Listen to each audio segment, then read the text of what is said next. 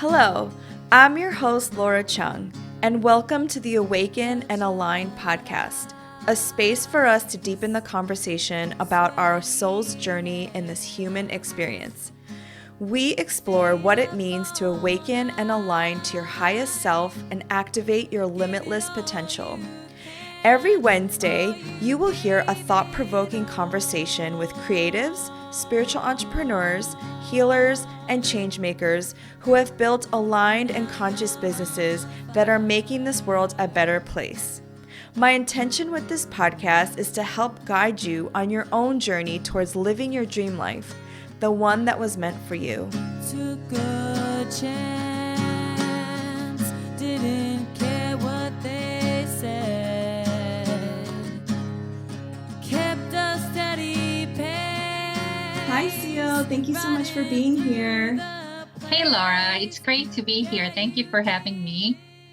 So I found Seo through another Korean shaman, and I just was insta-stalking her and felt so connected to you already without even knowing who you are because of our shared ancestry. So first, I just want to hear about your origin story. Where did you grow up, and what was your life like? God, my origin story can get long, but I was born and raised in South Korea. And I came to the States when I was 15. So that was a difficult transition, I think. Being 15 already, 15-year-old girl is so hard. Mm-hmm. And just having that culture shock and just losing my community that I had at home and just having to restart was, I think it helped shape who I am as a healer, so to speak. But I graduated from high school, went to college, did all the things that I was traditionally expected to do, get good grades, go to college, and then get a steady job. And that's the life I had until about mid-30s, where I felt like I checked everything off of all the things I was supposed to do. And I was really building my career in a corporate world in marketing. And then I felt stuck. I felt really not happy. I really felt like, I was encouraged to be or do my work in a way that I didn't really feel authentic with. So I quit the job and started my own company. I was at the time fitness instructor. So I started my own fitness company. I said, okay, well, this has been my side gig. I'll just make it into a full-time gig. And that for a few years evolved into me providing life coaching, because I started getting frustrated with women wanting to lose 10 pounds and thinking that's going to be a solution to changing their life. Mm-hmm. But we both know that a lot of times what was making their transformation was their mindset or, healing from their past. So there are more deeper work needed for people to have transformation. So I kept thinking, God, these clients that I'm helping with fitness are making huge transformation in their life and their bodies, but most was happening from our coffee dates and lunch dates. Mm-hmm. I thought, okay, how can I just do coffee dates and lunch dates? So I went ahead and shifted my business to more of a coaching and healing practice. During those time, I started my meditation practice. And that started expanding my spirituality. I started having more insights and downloads. And, I didn't know what they were before, what they were called, but I was receiving and I was opening up spiritually. So since then, I just continued on that journey. Maybe like a few years down the road of me calling myself psychic, calling myself as a healer, energy healer or intuitive coach, and really trying to use my gift to help people. A few years down the road, that's when my ancestral gods, my Korean shamanic deities, started contacting me or coming through one by one, really encouraging me to embrace that my indigenous way of practicing my work. So I was already doing the work, but then all of a sudden I had to really show up as a Korean shaman, start working with my ancestral spirits, and really combine the indigenous practices that I was learning into my daily practice and my healing practice to help myself and also help my clients. Mhm. So that's the origin story. Wow. It sounds like meditation was the pathway for you opening up. Mhm. Yeah. Yes, I always said meditation is a gateway to all the magic. If you don't have some type of a meditation practice, pause your mind and open yourself to the information or communication, then you can't really go far after the first. Like if you want to continue to expand, I think the meditation is a must. Yes. And how did you know that they were Korean ancestors or, deities coming through? Oh, well, I've always known of them. If you're a Korean shaman, you might have seen even Korean dramas or movies or in your research that if you're a Korean shaman, that you've always had that connection. Hmm. And even Korean people living in Korea, we always believe that our ancestors are looking out for us. There's a greater being, there's a greater powerful beings around.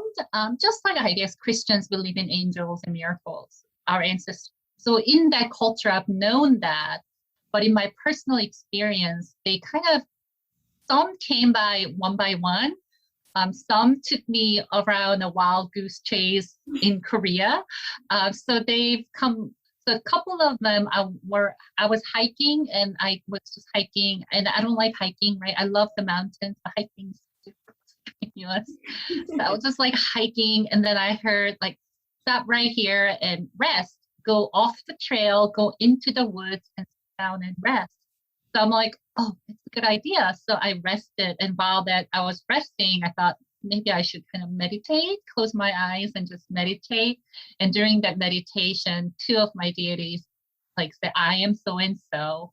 And that's all I know. So I just heard the name, who they are. And then our relationship and connection continued to happen through my continued meditation practice. Now they like, so it's like they tell me their name and then I learn who they are for, and then we just through the meditation, Hmm.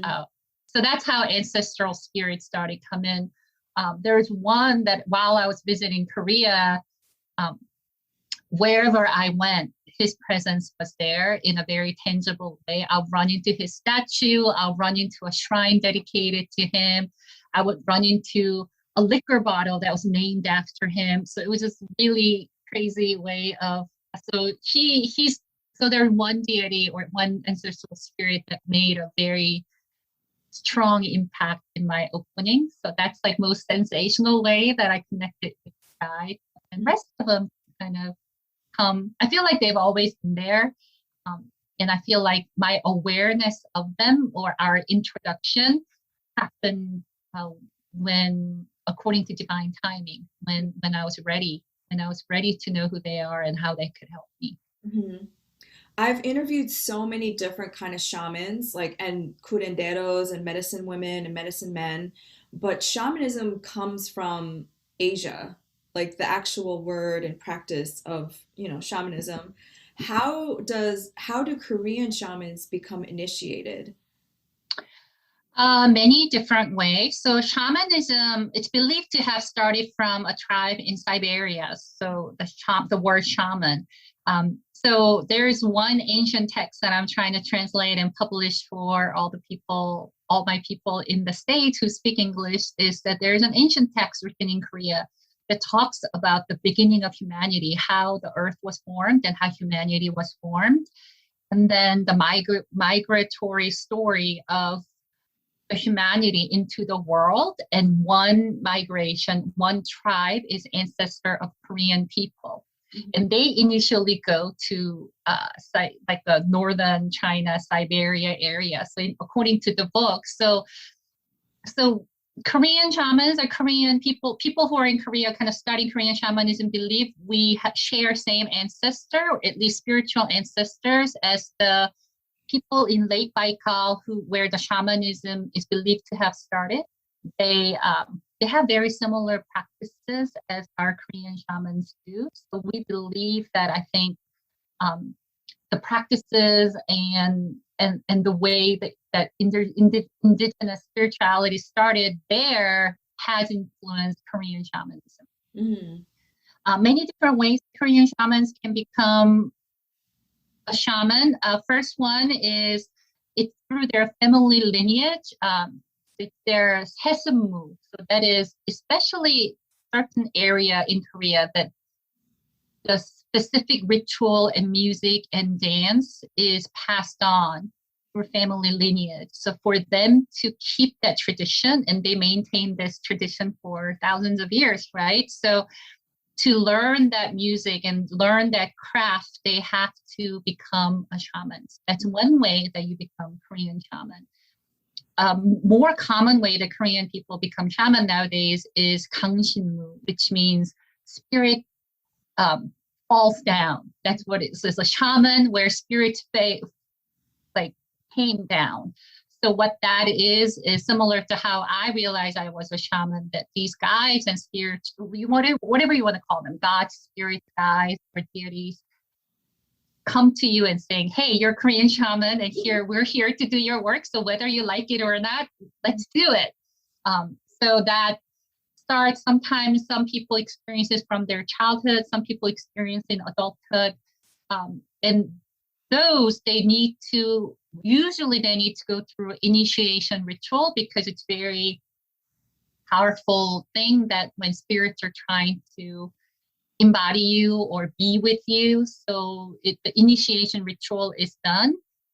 There are ones that are not initiated through ritual. It's called mubul tongshin. So they're able to just communicate with gods because they already come. So I am that one of the examples. So they are already seated at my altar. They already came and seated at my altar and helping me do my work. Mm-hmm. So I'm able to do the work without going through initiation ritual. Although I do want to experience it, so I do have a plan to do the initiation ritual, because it's such an official and powerful and beautiful way to strengthen your relationship with your guides. Mm-hmm. So that's something that I want to do, but it's not necessary for you to have it become Korean shaman. Mm-hmm. That's so interesting. It's almost like you were ready without really consciously knowing, and they were like, okay, here you go. Yeah, I think it helped for me because I carried all this stigma about Korean shamanism because I grew up in Korea. Mm-hmm. And I was born in the 70s, grew up in 80s. So that's around the time that there's a lot of stigma and discrimination and violence against our indigenous spirituality, because they felt like it was hindering. Mm-hmm. They, as in Korean mainstream, they felt like that was hindrance to our development, mm-hmm. or our modernization. And there are a lot of Korean Christian impact also in Korea, in Korean American community. So also that's another layer of violence against our indigenous spiritual practice. So without even realizing what was happening, I held a lot of stigma. But I think that's why they didn't come to me right away. They let me just practice like, mm-hmm. oh, I'm a psychic, I'm a medium, and I practice, I'm a healer. And I actually got trained through the American or Cacao tribe, like a South American tradition, shamanic healer. At the time, I didn't want to call myself a shaman because not my culture, mm-hmm. but I learned the soul retrieval and their own cultural way of being a shamanic practitioner. And I thought it would be a great tool in my toolbox to be a healer. And learning about other cultures, shamanism felt safer to me because I didn't carry all the stigma that I experienced being Korean. So my Korean guides didn't come to me until I completed that training, mm-hmm. and started calling myself shamanic practitioner and started helping people, because I think that's when they said, okay, well, she's now practicing shamanic practice in different culture. She's ready to do her own stuff. So I feel like they waited for me to be kind of ready. I remember having a conversation with like a non-Korean friend who's really supportive of me. And I was telling her, well, it's really wild. Korean shamanism is so wild. But this American or, Latin American, this shamanic field feels like it's more appropriate and it's gentler. So if I say I do this shamanism, and to her, she's like, well, Seo, they're all weird to me. So she's like, it's all wild, it doesn't matter what culture, any type of a shamanism or indigenous healing practices feels quite wild. So I think you need to get over yourself that somehow Korean shamanism is wilder. Mm-hmm. But yeah, so that was my fear around, like, am I a Korean shaman now? Do I tell people I'm a Korean shaman? Mm-hmm. What's people are going to think about? What are people going to say? Am I going to be accepted, rejected, stigmatized? So those are all the fears that I had and still continue to work through. Mm-hmm. My right ear is ringing. Do you feel that since you really accepted, well, you're continuingly to accept that part of yourself, that the essence of your practice kind of got like a boost, or you feel more aligned to your service? Yes. Yeah. Unbelievable expansion happened once I accepted that I was, basically accepted my calling and who I was. Mm-hmm. And I unloaded that box that I put away about my cultural identity, my race. I think since 2016, past few years, to all of us, especially for those of us American who are living in Asian body and being Asian American and product of assimilation, I had just so conveniently put that on a shelf about who I was and my ancestry and all the things that came with. So when I just brought it back and opened the box, I just felt like it was this amazing expansion. Yeah. So the way I practice my spirituality, the way that I can do my client work, some of and the inspiration and creativity that comes through has just expanded incredibly. You mentioned my morning calm oracle deck. Mm-hmm. It was fully channeled. I wrote down all of it in pen and paper right after my meditation because my guide told me what to put on each card. Mm-hmm. So creating a full oracle deck that's been so amazingly powerful, not necessarily a tool for healing and expansion, but also connector to so many Korean Americans like you. Mm-hmm. I didn't know there are people like us. Yeah, and so many of us. exactly. And I don't think if you had put that even in your bio, I would have found you really, because I was specifically looking for a Korean shaman. Something that you said really resonated with me, and something that I'm continually to unpack is my Asian identity and being Asian in America. And we're not accepted here as being American, and we're not accepted in Korea as being Korean. At least not me, because I was born in America. Mm-hmm. And so I feel like root chakra imbalance, right? Like not quite belonging and not quite knowing who we are and what we're doing here and where we fit in. And the more and more I learn about Korean history, specifically just history in general and how it's been colonized, it really made me think about epigenetically what that does to our cells and what that does to us and how we show up. And we could look at it as we were colonized and we were being oppressed, but also in the flip side, we're so strong and we have so much power in that, and that our ancestors passed down that through our bloodlines, like the strength and survival. And it just made me feel even more proud of being Korean and how I show up as an American in that way. I prefer to describe myself as a Korean American shaman rather than Korean shaman, because I identify as a Korean American. Yes, being an American in Asian body and all the racism and stigma and just all of those things, I don't even have to explain because you live it. Like that's unique to us, right? Koreans in Korea cannot understand. So all the traumas and healing and empowerment and encouragement that's needed to help us move through that is unique to Korean Americans or Korean diaspora. So applying the Korean shamanism tradition, the way it's practiced in Korea by Korean it's not gonna help us fully, I don't think. Yeah. But there is a wisdom and power in the history and tradition.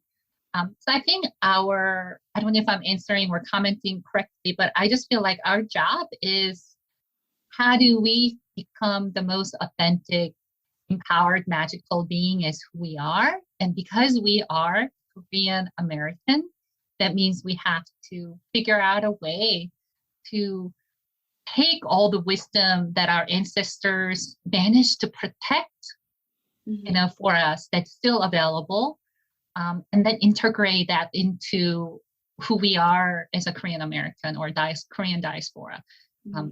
And there's no manual for it, right? There's no manual for it on how to. But I feel like that's just the work we do. And the reason I appreciate what you do is you're creating a community to help with that. And it's not just for Korean culture, right? You also interviewed other people from different culture. So it's almost like, like how do we, tap into our ancestral wisdom, but then it has to help me as a Korean American living in America in year 2021, you know? Yeah, you answered it perfectly. I think what you're trying to say is it's a new alchemization of magic that intertwines our ancestry, but in modern day life in 2021. Yeah, I think that's what we're supposed to do. And I think that's what our ancestors did. So Korea has 5,000 years of documented history, 5,000 years, multiple ancient kingdoms. That's 900 years, 1,000 years, 500 years. Oftentimes when we think about Korean traditional way, we're looking at past 500 years. So past 500 years of most recent dynasty really didn't want Korean shamans to thrive. So when they took over when Joseon dynasty took over Goryeo dynasty, they immediately made Buddhist monk and Korean shamans one of the lowest class. So they were already put down, and then they put Confucianism into their national thing. And when kingdoms change, they do that. They change the ideology to really take control.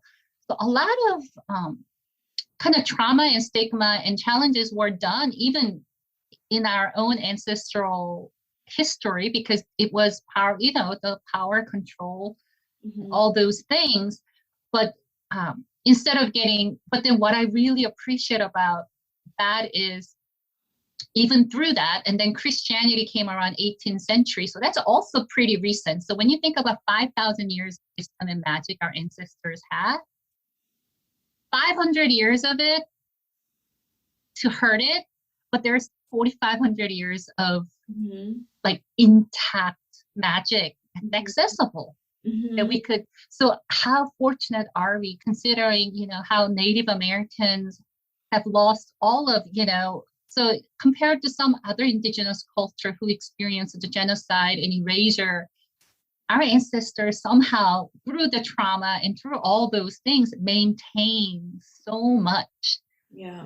That's there, like we could access. So to me, I think that's a privilege that we have. I know I'm very much privileged in the fact that I still have the language and cultural awareness. So it's easy for me to access that information. I know for some of my friends who are Korean American, the language isn't there, so it's hard for them. So that's part of the work I do as a publisher. I'm trying to translate and publish these information because it's there. It's amazing. It's there. Is it in like a library? Where is it? Yeah, so it's hard to. You need to find it. So you need to know where to look, because again, most of Korean things that are readily available is from past 500 years. So you need to know where to look, and you need to find it, and you need to know the people who can guide you. But it's there, right? So there are books, myths, there are stories. There are many folklore scholars in Korea. there are courses in folklore, Korean traditional folklore, and folklore as in like more of indigenous custom, not just the stories. So you just need to like kind of navigate through and find them. Yeah. My mom told me, because I want to get my Korean passport, just in case, because my sister and I are in the census, in the Korean census, because our dad is the first son, and for whatever reason, that's like important. And she said that we're in these books, these like record books, and so I I picture it as being like scrolls somewhere in like a dungeon library. And I'm like, where do I find these things? Oh, girl. Well, Korea is now very electronic, so I'm sure Yeah, it's all computerized. But it's basically your family record of yeah. registry. Yeah, so you totally um, go and get that information. Um, yeah, I think from like, it's called, yeah, I mean, it's Hojok, which is the like a family registry type of thing where you Yeah, find information. Yeah. yeah. But Okay. you don't need that information to connect to your ancestors. Like Mhm. Korea has, again, 5,000 years of documented history, probably 10,000 years of undocumented history. So that means Korean people practice their indigenous spirituality and wisdom in their life for almost 10,000 years in that small land, which means all of our ancestors over those courses of years, they intermarried. And so they're all our ancestors. It's the whole land. Mhm. And Korean people who lived on that land are all of our ancestors. So you don't necessarily need to have your family tree Mhm. to know they're your ancestors. I get a lot of inquiries from Korean people who are adopted, and they feel really saddened the fact that they don't know who their ancestors are. And I appreciate the fact that there's trauma in not knowing who they come from. But when it comes to ancestral wisdom, I always tell them, no, the land is our ancestor. The Mhm. entire Korea is our ancestors. So it's not completely lost to you because you don't know who your mom and dad and grandparents were. Yeah. Um, you still need to release that wound and trauma and heal from it, but I don't want people to think that it's not available to them. Yeah.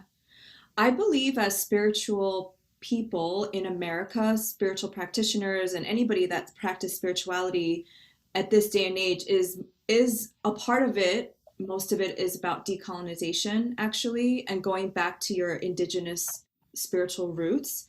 So for me, I want to learn about the indigenous spirituality of Korea, and it goes back to like appropriation. So Mm.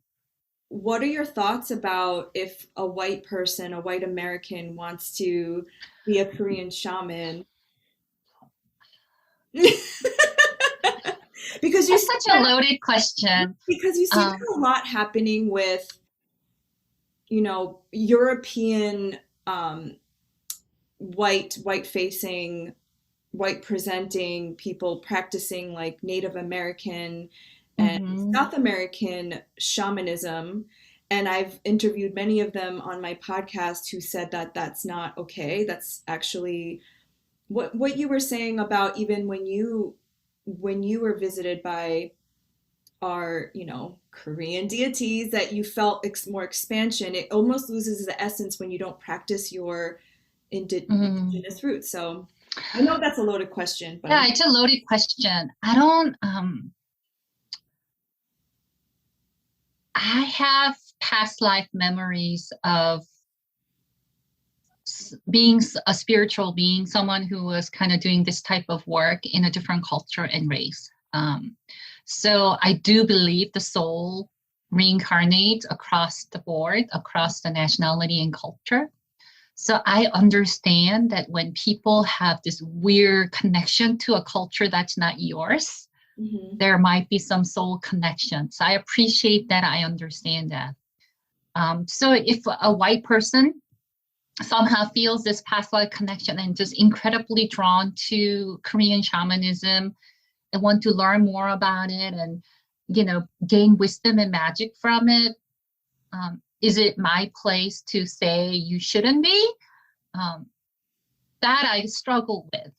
At the same time, personally, I'm like, if a white person say I'm a Korean shaman, I'll be like, Huh? why? Okay. How? But all right. Good Mhm, luck. mhm. But I don't also, and I personally also don't like gatekeeping and Yeah. like I don't police, like policing and gatekeeping is not shaman's work. That's what I believe in. Mhm. My work as a shaman is very clear to help people heal and help people connect to the wisdom and magic of my ancestors. Okay, is it only available to people who are Korean? I don't think so, because it's for humanity. So that's where I believe, like, okay, I don't want people to culturally appropriate. I don't like it personally when white person decides to call themselves Korean shaman or even use Korean culture and benefit from it, like cultural appropriation is. I don't like any of that. Um, but but I also have this, some of the wisdom of my ancestor is across the cultures and race. Yeah. So do I want to prevent people from receiving that? I don't think that's my call. Yeah. Am I answering your question? Yes, I feel the same way. It's such a gray area for me because I also studied Reiki, which is the Japanese lineage, and Kundalini Yoga, which is, from India. So I've learned different systems, and I feel that, and no, I know because I've had past life regression where I've had past lives there, but I don't know. It's something about the appropriation that's most rampant right now in America that it rubs me the wrong way. Yeah. I learned from a white person calling herself shaman when I learned the tradition of Cacao tribe, which is ancient Peru. Um, so in a way, I participated in it. Hmm. Um, I don't, I was more conscious about not calling myself shaman practicing it. I called myself shamanic practitioner. I provide healing session in from that tradition. Hmm. But still, I feel like I participate in that appropriation to access that wisdom. Hmm. But I know what I learned from that was powerful Hmm. um, in helping people. Um, so, but compared to what I can do working with my Korean lineage, shamanic lineage, totally different. Like I feel like I leveled up like fivefold. Hmm. That's my personal experience. Um, I don't know. I feel like I think we should be mindful about cultural appropriation and respect. I think we should also be mindful about policing and gatekeeping, um, because I doubt that's a soul call. Like that shouldn't be a calling at our soul level. I feel like at soul level, we were meant to do bigger things or more important things. Well, I'm not saying calling that out is not important. I just feel like it has to serve greater good instantly. Yeah.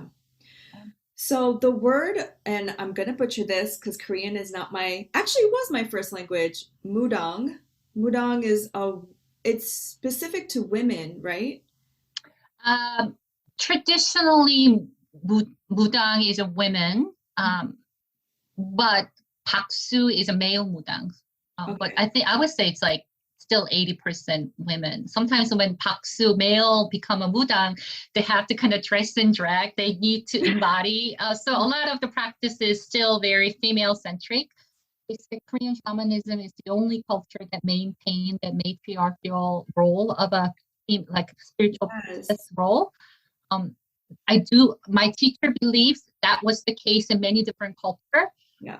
But over the courses of history, that important role, like important, that kind of shifted. So then the spiritual leader had to become male, along with all the other leaders wanting to become male. But somehow our culture, we maintained it. Hmm. Not by some feminist thing. It just because in because they're already stigmatized and they're experiencing so much stigma and violence and lowest class of the social class. I think some of the people in rulers in control didn't feel the need to like take it away from women to owning it. So I think women got to maintain it, but we're thankful that we did, because now we're the only or one of the few remaining cultures that continue to have that spiritual leadership, indigenous spiritual leadership being led by women. Yeah. I do believe that at one point, like thousands of years ago, when it was, okay, maybe even more than that, that the world was not ruled, but governed by women priestesses, like the priestess who had these communities of women that would actually kind of tell men what to do and they would lead men in how to be spiritual. I find it interesting that it is women because it's like the feminine principle of magic, receptivity, allowing darkness, because we are dual, right? We're light and dark. And I was just interested in your thoughts about that and how that plays into being a woman shaman, a mudang. I think I can only imagine, right? I can only imagine, but I think way, way, way before, when there was no kingdom or ruler, but when we were just tribes, part of the nature living as humans, I do believe it was a matriarchal. I do believe that was, there was some information that I gained from my research to find out that like the fact that women can procreate, like women can create a whole human with a soul and personality from their own body, was considered to be hugely magical. Because of it, and women procreated, they were important. And I think all human at the time were more spiritual. I don't necessarily think, oh, you're a woman, you're a leader. I think all tribes were connected more to the nature, more to the spirit. But I like to think there are elders or both male and female. However, I do believe because of the women's ability to procreate and the energy in our womb being such a powerful energy source for creativity and so many other things, not just the human being, I feel like women participate in a more important roles for the tribe. That's my imagination, but it feels right to me. So I think, so that's only imagination, but then we have thousands of years of patriarchy and trauma. And like, so then I'm at this year, 2021, how do I bring all that together that feels authentic to me? And the way it feels authentic to me is, even though I call myself feminist, my role as a human is to heal and empower people of their feminine power. Let's heal the trauma. Let's heal the wounds. Let's heal the conditioning that we're told that we're not good enough. We have to continue to all the shit that we experience in our conditioning to be a woman. Let's heal that and empower that so we could be more balanced, authentic version of maybe that long time ago, that magical female that was powerful and knew her, were connected to her spirit and nature and the people. How can we get closer to that powerful feminine?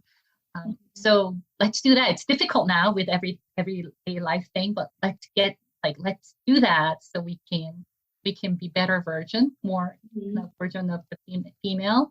And then maybe if some of them go and become an activist and change the world, that's great. If some of their calling is to create, beautiful words and music, that's great. Whatever the soul's calling is for that human being, I think my job is help them heal it so they could really anchor into that feminine power, do what they were meant to do, and then off they go and they change the world. That's what I believe it's my role as a healer. Amen. I love that. Well, Thank you. I love Rumi's quote that says, it is not to seek for love, but to remove the boundaries against it. And I think that we already are who we are. We are our soul. It's just we have to remove the barriers that we put on ourselves or that we claim. Yeah. That's beautiful. I'm curious because I know so little bit about Korean shamanism. What are some of the practices? Like, do you call in the four winds, the four directions Mm. with fruit, or? I don't know. I'm still learning, and I'm still learning to the way that feels authentic to me. Some of the traditional way that Koreans practice in Korea doesn't really resonate with me. But ultimately, in Korean shamanism, all our deities are ancestral spirits. So Mhm. there are deities, just like goddess Athena is known to be a goddess of whatever, Mhm. Venus. I don't do goddesses. I'm just naming it. Or like they're Hindu gods. Yeah. They're known for certain power. Just like that, we have our Chilyeongnim or deities or shamanic deities are known for certain powers, and that's the energy we tap into trying to do our shaman's work. Mhm. But in Korean culture, the spirit that embodies that to come to me is my ancestor. So Mhm. one of my long gone ancestor grandmother comes to me as a Samshin 할머니, which is a fertility goddess. So even you may have fertility goddess and I have it, you and I will have different ancestral spirit embodying that energy. So the way we are gonna work with that energy will also be different. So I think that's kind of unique. I haven't practiced other shamanic practice, but I feel like that's a very Korean thing. Yeah, that's so cool. It is so Oh cool. So, my God. That's so so cool. like Jennifer, amazing shaman, but her Shilyangnim and we might share same deity Shilyangnim, but hers might be like really organized and really powerful, articulate person to help her do whatever. But mine might be a little wild. So she might be, So I think that's really cool in a way that how unique it is, how unique that practice can be. Um, and so that's one thing about Korean shamanism. It's our ancestral spirit that embodies the archetype energy to help us do the work. Mhm. Ritual is a big part of it. Um, Korean ritual or gut is a big part of it. Some people do this big ritual with dance and music. Some people do smaller ritual with a little more like a witchcraft, like more like a processes and things.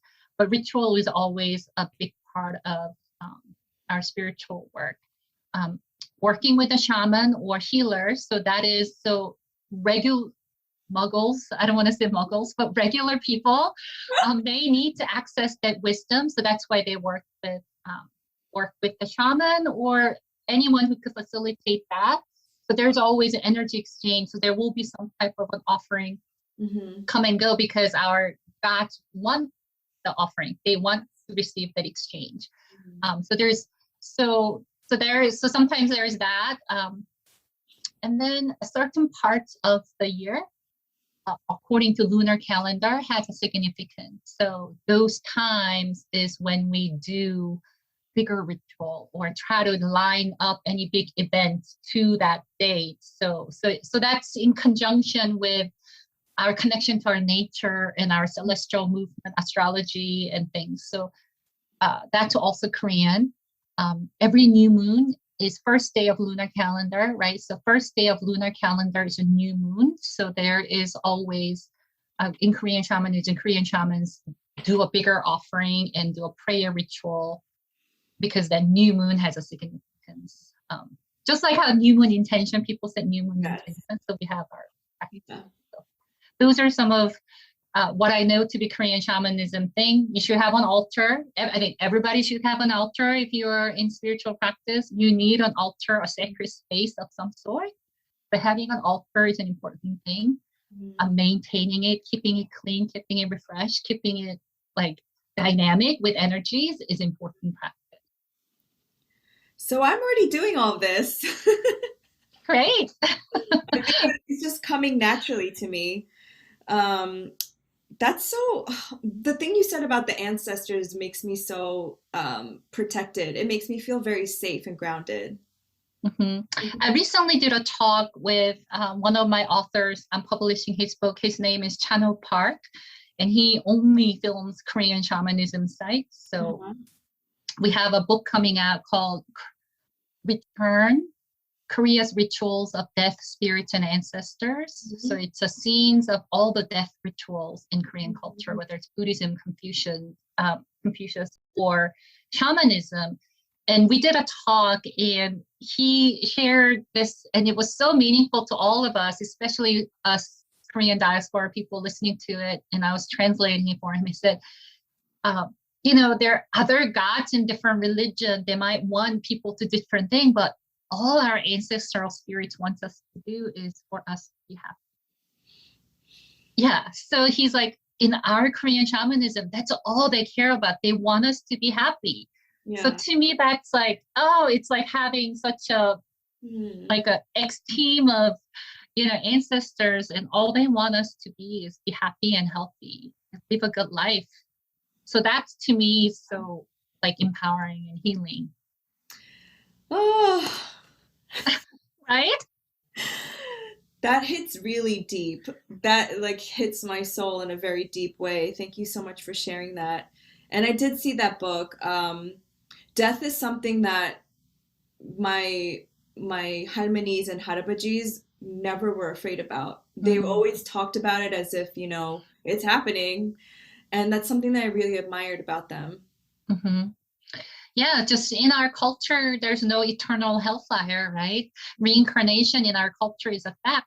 I think the reason I was able to embrace all this spiritual thing that was happening to me was because I was raised in Korea thinking reincarnation is what happens. It's just sky's blue, reincarnation happens. So I think having that belief that our soul continues on. Okay, so Seo, this body will die, but our soul continues on.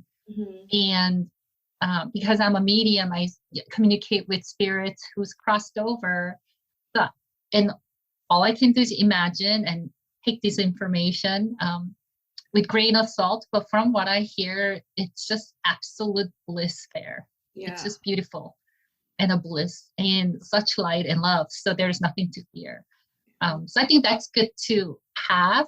I have some friends with a very deep Christian conditioning of eternal punishment. So it's a little difficult for them to embrace, because I think their conditioning was a lot around this eternal punishment and like conditional, like you need to do something or else. Yes. So it takes a while to break down that mindset, to realize that, it's actually, it's beautiful. It's love.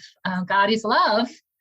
And, there might be some evening of balance, but nothing is you're not eternally doomed. Yes. Like, of course I'll fear death if I knew I'm eternally doomed.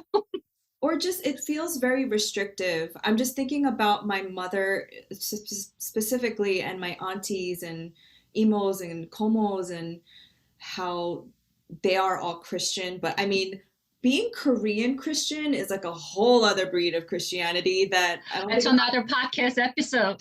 It's another podcast episode, but they just seem so detached from themselves, because their form of spirituality is like punishment, feeling guilty and shame. Removing I was talking about this with my mom actually, and how most Christian churches and Catholic churches make us feel shameful about our sexuality, and it's like such a huge part of who we are, and we have to hide parts of ourselves. I think that's not just Christian, that's also Korean. Like the 500 of Joseon dynasty was Confucius. So I think they get double whammy. I think that's why what you're describing as Korean Christian is they have this Korean cultural influence of so much shame and rules and like self-judging and judging others. There's a lot of our cultural conditioning on top of it, some Christianity conditioning. So then they have really heightened way of being. But I don't necessarily think it's just Korean. I think it's kind of, I feel like they have two going for them. Yes. And also you mentioned Han in the beginning, which I just learned what that meant. How do you, I know this is another loaded question, but how do you believe we heal that as like a collective? I I think we heal that as a collective by healing ourselves first.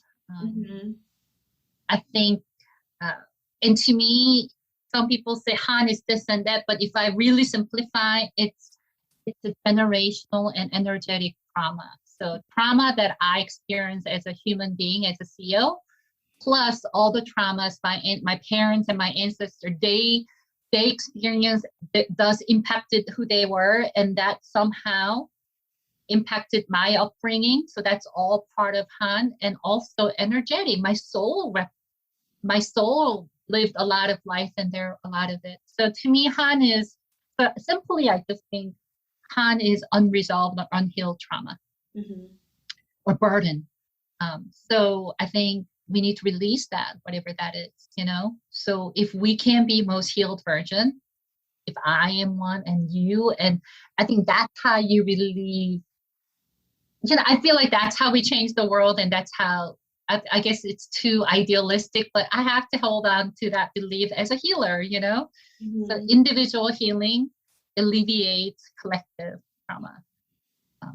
I love that. Yeah. By the way, I just want to say out loud to everybody that I feel like I found my unicorn in you, because I found somebody who's like into healing, spirituality, a Korean American, somebody who we can have these conversations and understanding about our culture in the way that I don't have to explain it. You just know in your cellular memory, you know? So I'm just so grateful for you and all the work that you're doing. And I really feel that you know, I'm sure you're the black sheep in your family, as am I, that also helping the people around us see that there's a different way. Yeah. Thank you for that. Thank you. But I'm not the only one. There's more of us. There's a whole sisterhood of us. And I don't want to be all limiting, but you have to be Korean American. But they're Korean American shamanic sisterhood of sort that exists just from this type of connection. I think that's powerful. So I don't think I'm unicorn. I'm just, I feel like your guides presented me in front of you at the right time, right? When you're curious and seeking, they brought someone who has a little more of that you're seeking to help you. But then I feel like you're being guided by your ancestor and your spirit. So. But I appreciate that. I love being called unicorn. Thankfully, my family is actually really supportive of me being Korean shaman. At least, you know, I'm very close to my sister. My husband is really supportive all through me being totally not spiritual corporate life to become like, hey, I'm going to be a fitness trainer. Or, hey, by the way, I'm a psychic. Oh, now I'm a Korean shaman. Like all throughout, he's like super, super supportive. Part of my expansion happened when his mother passed away suddenly, and it was really hard for us. And her spirit communicated with me. That was my first experience finding out I was a medium, being able to speak to my mother-in-law spirit and just all the things unsaid and all the regrets I had, that I was able to like heal that just through the conversation. So he's really, and then I had messages to deliver to him, and that was super healing to him. So he's on board. And what I was really surprised is my mother really accepting me as who I am now. And sometimes she calls and she goes, I need to talk to shaman Seo, not my daughter Seo. So then I have to kind of put the hat on, and I was like, all right, what's going on? And like, we can actually have more less charged conversation.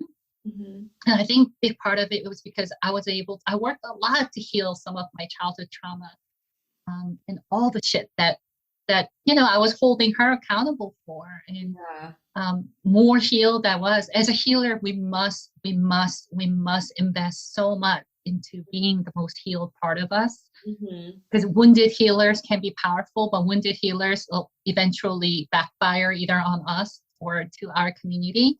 So we need to be the healed shaman, like healed healers. And so because I was able to do the work, you know, being able to hold a space and like help heal my mother's childhood trauma and her like 60-year-long, you know, conditioning, and help her release it. You know, it might come back to her, but for that moment, it's really, really powerful. Yeah. Wow, that's powerful. Yeah. Wow. Thank you for sharing that. Thank you for Welcome. sharing that very personal relationship with your mom. I kind of have the same with my parents. They're very accepting, but I'm slowly getting them, accepting of the Korean shamanism. It's still Mm. like all in here. But I told her that I was talking to you today, and she didn't say anything. She's just like, "That's cool." If she met me, she probably will like me Oh, she better. love you. But there is Yeah. this image of what Korean Yes. shamans are, and that's portrayed in TVs and movies and things like that. And there are a lot of Korean shamans who are like that Yes. because they were so stigmatized, they're so discriminated, they were so whatever that trauma they experienced being a Korean shaman, it impacted the way they practice. Mm-hmm. So yes, there is people who are using their gift, in a not so great way in every culture, and there are Korean shamans like this. So they're not being. So your mom is not being totally kind of unfair. She only knows what she knows, um, or what she's experienced in the conditioning. And even I held it, when I was expanding, and I'm like, but I need to call myself Korean shaman. Like, I don't want all that crazy thing. I don't want to do, I had all this, you know, concerns also. Right. Which is similar to, witchcraft in America, right? It really was just women who were fighting the patriarchy and using herbs to heal themselves. More than that, if you really look at witchcraft in Europe, it went on for about 100 years and millions of women Hmm. were killed. And Hmm. not just for being a healer, for being midwife or being different, being creative, being an artist, being opinionated, Yes. having bad friends, like literally million women got killed as this. And to me, witch, shaman, it's just the labels, but these are just people who were holding on to their authentic power somehow, right? Yes, And then they got exactly. punished for it. Exactly. Yeah. I want to talk about all the things that you offer. First of all, I'm so interested in Korean astrology, so I'm studying Western astrology right now. I want to talk about that, what that Mm. is. You have oracle cards, you have a publishing house, you have a book. Please talk about everything that you offer. You also offer sessions as well. I do. I offer Korean astrology is a whole new subject. I Mhm. don't know much about it because people go to school for that. People Yeah. study just like astrology. Like Western astrology is, I think, 8-week course just trying to familiar with my own birth chart, and I still don't have all the information. So you could dig and dig, and you can learn so much. So there's a Korean kind of astrology or birth chart type of thing, very powerful.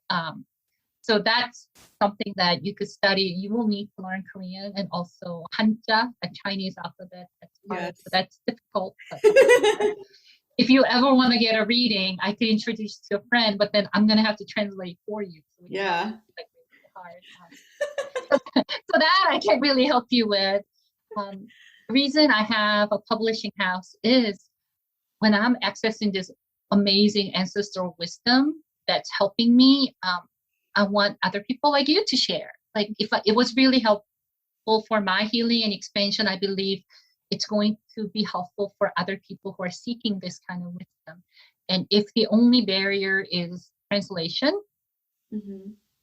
I can do that. So that's part of work I'm doing. They're trying, I'm still just one person team. So I'm slow in making it, but I try to share some of the wisdom of our ancestor that's not filtered through the lens of patriarchy, Christianity, or Westernization. Hmm. Because you could access that information elsewhere. But I want to provide the information that's not filtered through that. So that's some of the Kickstarter and some of the books. My Oracle card is Morning Come Oracle. So this has been such a magical tool of connecting me to people like you. Hmm. And there are so many of us. I didn't know I live in Richmond, Virginia. So Oh, you I was do? always I was always this Korean, only Asian. God forbid I'm like Korean shaman, like what? But then there are actually, I connected with so many of Korean diaspora women, which was really empowering. And I'm going to pull a card. Start your journey comes up. So this is for anyone who's reading. It's time for you to start journey. This is for you too. Yay. Yeah, so it's time to start that journey. Road is ahead of you, and you're being guided and supported to start it. So yeah, I have Morning Come Oracle. I provide the one-on-one session. I call it shamanic wisdom session because I didn't know what to call it. But what it does is essentially is a 1 hour sitting with me through Zoom or in person. If you're in Richmond, Virginia, I have a really pretty little healing space or shrine set up so you can come. But basically, I show up with all my gifts, and then we just open ourselves up, and I basically say, we just open ourselves up to our ancestors and our guides or whatever that's available, our higher selves. And then I communicate and channel the information I receive. Sometimes we do it together if you are already open. So we sometimes journey together. We sometimes explore together. And it's always really, really powerful. That's so that's cool. Yeah, it's so much. And you never know what's going to happen because I don't know. We don't come prepared. We just come open. And then the guides or our ancestor basically direct our next conversation or next steps. So sometimes they'll tell me like, teach her how to do this. Oh, okay. You want to learn how to do this? They're saying you need to learn this. Yes, I want to learn it. Okay, let me teach you. Or sometimes like, oh, like, so it's very, sometimes it feels more like a psychic reading. Sometimes it feels like energy healing. Sometimes it feels like, journey together or spiritual, like intuitive play, so to speak. It depends on what your ancestors have in store for you. You don't even realize. Yes. Sign me up. So be open, and then and we do it in a very safe, like blessed way because again, our ancestors want us to be happy and healthy, and Yeah, and it doesn't have to be from a Korean person, like they no. can be anybody who come to you. Yeah, it's a human race. So yeah, like we all have ancestors, we all have higher self, we all, and I don't think a lot of Korean people know is for the 10,000 years, our indigenous spirit belief was that there was one God or one source. So our ancestor believed in this one source God. Yes, there are all these gods or deities that help you, but ultimately we come from one source. We're all connected. There's all living things are connected. We're all connected. So that divine oneness, our ancestors believed that. So that was so empowering for me to find out. So 천신 or 하늘님, that's how they referred. So if you look at, if there are stories of Christian missionaries first arriving in Korea and realizing they already believe in one God and even have a name for it. So it's actually, it's easy for us to communicate to them that God is our God and convert them. But in a way, I'm like, what a shame, because we already believe in this one divine oneness and spirituality. And it kind of got, and the term we used to call them got hijacked into referring to Christian God. But whatever, that's the history. But just knowing, because I really feel like of divine oneness, all humanity, everything, we all come from one, we're all connected, all our pains are connected, all our blessings are connected. But when you come from the divine oneness and then realize, oh, our ancestors believed it too. Like, to me, that's such a empowering feeling. It really is. Yeah. So if you're a human and whatever this conversation inspire you and open, and you're open, then I can help. But don't call me if you so there are two things I don't like doing is someone saying, am I going to get married and live happily ever after? Like, I just went out on a Tinder date and is he and I going to be like, I don't like those. So I don't do readings. Like, how many children am I going to have? And or am I going to get married by October? I've had people because, that's really, that's really, The ancestors I don't like that. Yeah. Come on. I'm like, come on. My ancestors don't even come through for that. They're just like, you deal with that. You know how to handle this. So except for those type of like psychic reading, open to. I can do some magic. Yes. This was such a healing conversation. Thank you so much, Seo. I'm sure I'm going to have you back on and talk more about this. Thank you so much. Oh, thank you. Oh, you gave it all.